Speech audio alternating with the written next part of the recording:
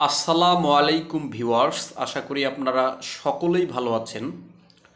আমরা যারা প্রতিনিয়ত ক্রিকেট খেলা দেখি আমরা জানি যে আজকে সন্ধ্যা ৬টার সময় বাংলাদেশ বনাম আয়ারল্যান্ডের প্রথম টি-20 ম্যাচ শুরু হবে এবং সেটা হবে চট্টগ্রাম স্টেডিয়ামে। খেলাটি চট্টগ্রামে হবে। তিনটি টি-20 ম্যাচ হবে আয়ারল্যান্ডের সাথে বাংলাদেশের, তার মধ্যে দুটি ম্যাচ হবে চট্টগ্রামে এবং শেষের মানে ৩ নম্বর ম্যাচটি হবে মিরপুর স্টেডিয়ামে, ঢাকা মিরপুর স্টেডিয়ামে। তো আমরা যারা সকলেই জানি যে আজকে বাংলাদেশ বনাম আয়ারল্যান্ডের প্রথম টি-20 ম্যাচ অনুষ্ঠিত হবে।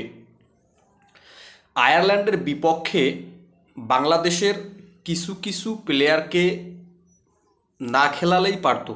যেমন বাংলাদেশ যদি কখনো ভালো দলের বিপক্ষে খেলতে যায় তাহলে তো এরা হচ্ছে যে অটো চয়েস। যেমন রিশাদ হোসেন, বর্তমান বাংলাদেশ টি-20 ফরম্যাটে রিশাদ হোসেন অটো চয়েস এবং Mustafizur Rahman auto choice, Tanzim Hasan Sakib auto choice এবং নাসুম আহমেদ অটো চয়েস। ভালো দলের বিপক্ষে যখন বাংলাদেশ খেলবে টি-20 তখন তো এরা অটো চয়েস। ব্যাটসম্যান হিসেবে আছেন লিটন কুমার দাস, তাওহিদ হৃদয়, তামজিদ হাসান, এরা হচ্ছে যে অটো চয়েস ভালো দলের বিপক্ষে। তো আয়ারল্যান্ডের বিপক্ষে যেহেতু আজকে বাংলাদেশ প্রথম টি-20 ম্যাচ খেলবে, আমি মনে করি যে আয়ারল্যান্ড বাংলাদেশের থেকে 3 ফরম্যাটেই পিছিয়ে আছে, সেটা টেস্ট, ওয়ানডে বা টি-20। আমরা দেখেছি যে টেস্টে আয়ারল্যান্ডকে হোয়াইট ওয়াশ করেছে বাংলাদেশ এবং আজকে প্রথম টি-20 ম্যাচ। আমি যেটা বলতে চাচ্ছিলাম সেটা হচ্ছে যে আয়ারল্যান্ডের বিপক্ষে মুস্তাফিজকে না রেখে বাংলাদেশের দলে কিছুদিন আগে খেললো রিপন মণ্ডল, অত্যন্ত ভালো বল করেছে। আয়ারল্যান্ডের বিপক্ষে এই প্লেয়ারটিকে রাখা দরকার ছিল বা রাখতে পারত।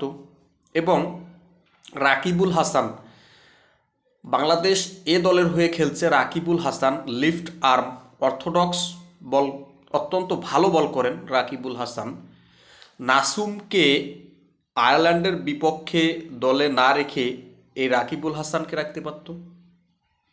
এবং ব্যাটসম্যান হিসেবে হাবিবুর রহমান সোহান, আমরা যারা বাংলাদেশ দলের খেলা উপভোগ করেছি আমরা দেখেছি যে হাবিবুর রহমান সোহান প্রতিটা ম্যাচেই রান তুলেছে, অত্যন্ত ভালো ব্যাটিং করেছে হাবিবুর রহমান সোহান। আমি মনে করি যে পারভেজ হোসাইন ইমনের জায়গায় হাবিবুর রহমান সোহানকে যদি দলে রাখতো তাহলে খারাপ কি? এই ছেলেটি তো প্রতিটা দলের বিপক্ষে রান করেছে, ইন্ডিয়া, পাকিস্তান, শ্রীলঙ্কা,